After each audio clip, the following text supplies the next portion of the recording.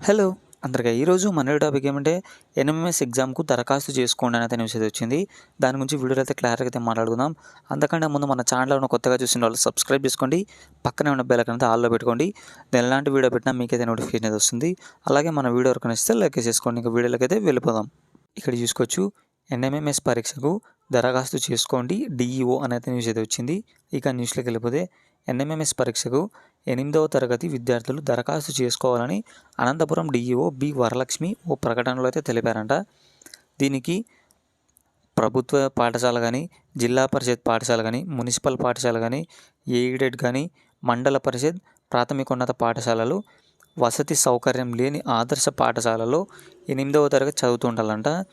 వాళ్ళ కుటుంబ సంవత్సర ఆదాయం చూసుకుంటే 1 ఇయర్కి 3.5 లక్షల లోపు అయితే ఉండాలంట. వాళ్ళైతే దీనికైతే అర్హులని అయితే వీళ్ళైతే స్పష్టం చేశారు. వివరాలకు చూసుకుంటే ఈ వెబ్సైట్ కనిపిస్తుంది కదా ఇక్కడ, www.bsc.ap.government.in అని ఈ వెబ్సైట్లో అయితే మీరైతే చెక్ చేసుకోవచ్చు. దీంట్లో అయితే ఫుల్ డీటెయిల్స్ అయితే మీకు అయితే తెలుస్తాయి అన్నమాట. ఇదన్నమాట ఇవాళ వీడియో.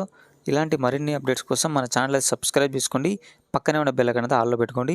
నేను ఎలాంటి వీడియో పెట్టినా మీకు అయితే నోటిఫికేషన్ అయితే వస్తుంది. అలాగే మన వీడియో నచ్చితే లైక్ చేసుకోండి. ఇంకొక మంచి వీడియో అయితే ముందరకైతే వచ్చేస్తాను.